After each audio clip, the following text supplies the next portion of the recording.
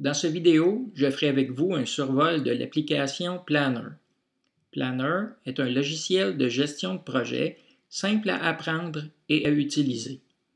Nous verrons dans un premier temps les différentes sections que comporte l'application. Ensuite, nous regarderons plus en détail chacune d'elles et leur utilité.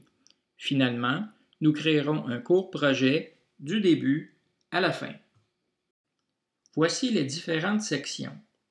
Tout d'abord, dans le haut de l'application, nous retrouvons la barre de menu ainsi que la barre d'icônes qui nous permettent d'accomplir les différentes tâches. Ensuite, à la verticale, nous retrouvons 4 icônes qui nous permettent d'accéder à différentes vues sur les tâches et les ressources du projet. Voici maintenant la section qui nous permet de faire les entrées des différentes tâches. Et finalement, voici la section dans laquelle apparaît le diagramme de Gantt, qui est une représentation graphique de l'échéancier du projet. Dans le but de mieux comprendre à quoi servent les menus, icônes et vues, je vous propose de me suivre dans la création d'un court projet. Accédons tout d'abord à la vue Gantt. C'est dans cette vue que nous ferons les premières entrées de tâches. Dans la barre d'icônes, vous reconnaissez sans doute les icônes qui sont présentes dans la majorité des applications. Celle-ci se retrouve à gauche. Nouveau projet, ouvrir, enregistrer, imprimer, aperçu avant impression, annuler et rétablir l'action annulée. Pour ce qui est des autres icônes, nous les verrons en détail lorsque nous les utiliserons à travers le projet. Les entrées de données se feront dans cette portion de l'écran. De ce côté se situera la représentation graphique correspondante. Pour débuter, je vous invite à agrandir la fenêtre d'entrée de tâches de façon à faire apparaître la ou les colonnes masquées qui nous serviront également pour nos entrées de données. Il s'agit de pointer ici afin d'agrandir la fenêtre.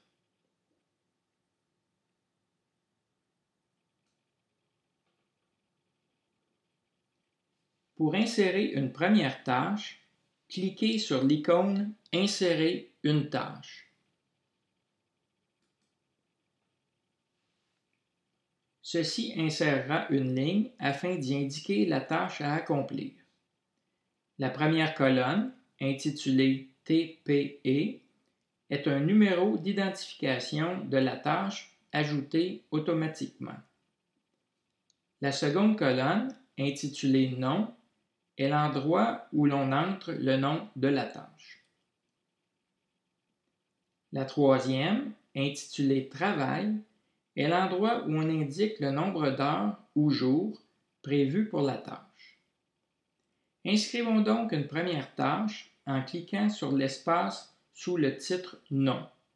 Notez qu'il faut cliquer environ au centre de la colonne.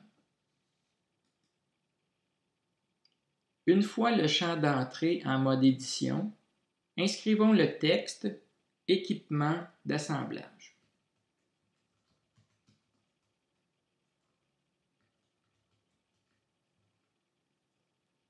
Confirmons en pesant sur le bouton « Retour du clavier ». Répétons la même séquence d'actions pour ajouter d'autres tâches.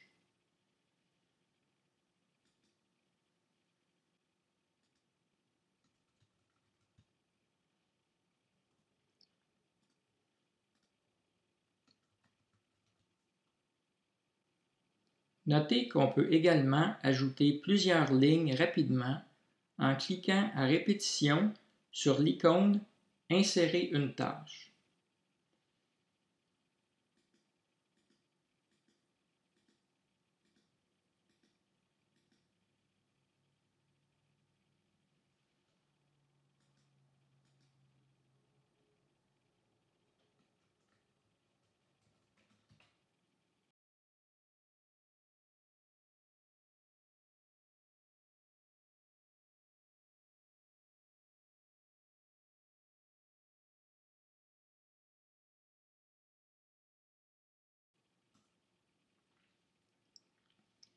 Pour une raison ou une autre, si on désire retirer une tâche, on la sélectionne et on clique sur « Supprimer la tâche ».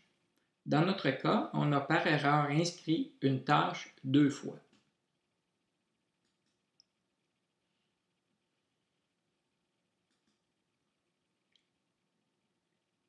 Si, plutôt que d'être des tâches distinctes, certaines sont des sous-tâches, on peut modifier la hiérarchie en sélectionnant les sous-tâches et en cliquant sur l'icône « Indenter la tâche ».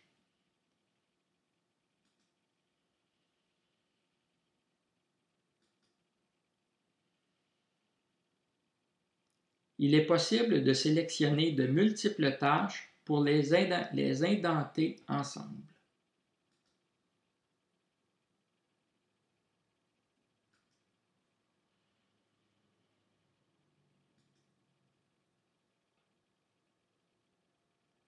Si l'inverse est requis, on peut le faire en cliquant sur l'icône « Désindenter la tâche ».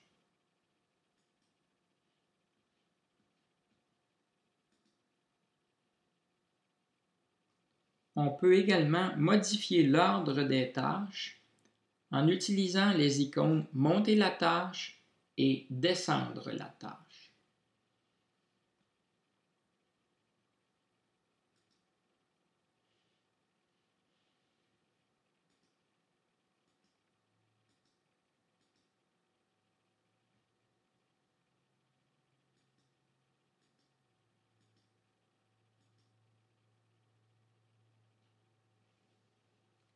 Pour chacune des tâches, on doit ensuite entrer le travail. Ceci peut être entré en heures ou en jours.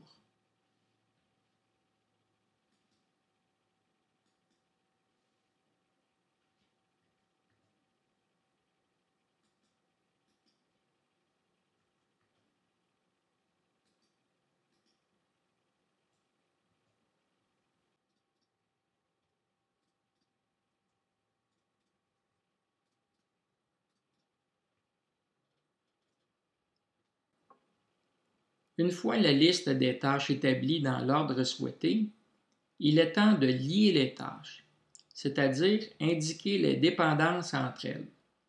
En d'autres mots, quelle tâche doit être terminée avant que la suivante ne puisse commencer. Ceci se fait en utilisant l'icône « Lier les tâches ». Si plusieurs tâches successives doivent être liées, on peut les sélectionner toutes et ensuite cliquer « Lier les tâches ».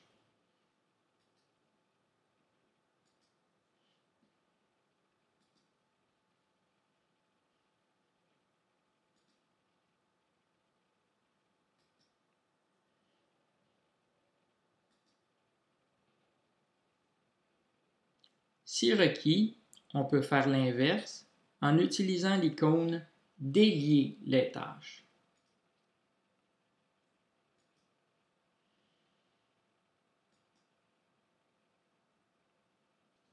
On voit donc maintenant un échéancier prendre forme, celui-ci s'appelle un diagramme de Gantt. Les dernières icônes qu'il nous reste à voir sont à la droite. Il s'agit d'icônes permettant de zoomer sur une portion du diagramme.